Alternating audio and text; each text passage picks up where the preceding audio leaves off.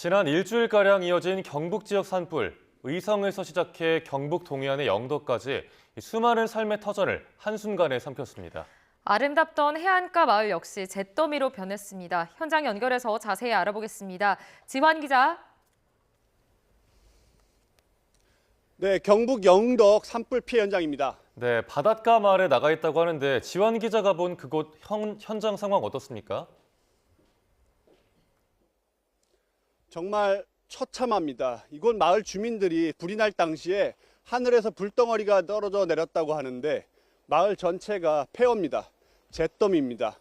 저희가 있는 곳이 경북 영덕군 영덕읍 성리라는 마을입니다. 이 따개비 마을로 불립니다. 옹기종기 마을들이 모여 있어서 마치 이 따개비처럼 붙어 있다 이렇게 해서 붙여진 아름다운 어촌 마을인데요.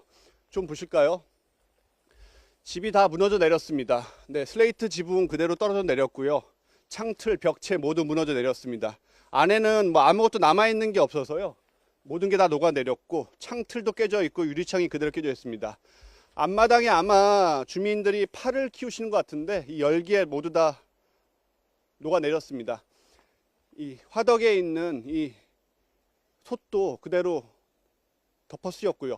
이 마을이 옹기종기 마을이 모여 있다 보니까 조그만 길 소로를 통해서 있는데 이 골목길 전체에는 온갖 재와 함께 생활용품들이 그대로 남아 있습니다. 이 마을의 전체 주택이 84채라고 합니다. 그 가운데 78채가 모두 다 불에 탔습니다. 주민들은 불을 번진 당시에 이 앞마다 방파제까지 대피를 했는데요. 지금은 대부분 대피소에서 지내고 계십니다. 사실 영덕은 불이 처음 시작된 의성에서 가장 동쪽에 있는 지역이죠. 그처럼 빨리 불이 번질 줄 알기가 좀 어려웠습니다. 그래서 인명피해가 특히 큽니다.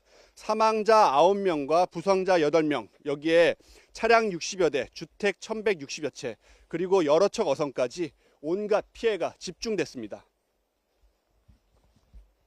네, 이제 하루빨리 일상으로의 복귀가 이루어져야 할 텐데요. 피해 복구 계획은 어떻습니까? 네, 갈 곳을 잃은 이재민들 어제도 이재민 대피소에서 또 하루를 보냈습니다. 이 찬바닥에서 잠을 자는 게 참 어려운 일인데 더구나 대부분 고령인 어르신들이죠. 이 도와주는 분들이 많다고는 하지만 참으로 힘겹고 피곤하고 그런 일입니다. 앞으로 일정도 참 쉽지가 않습니다.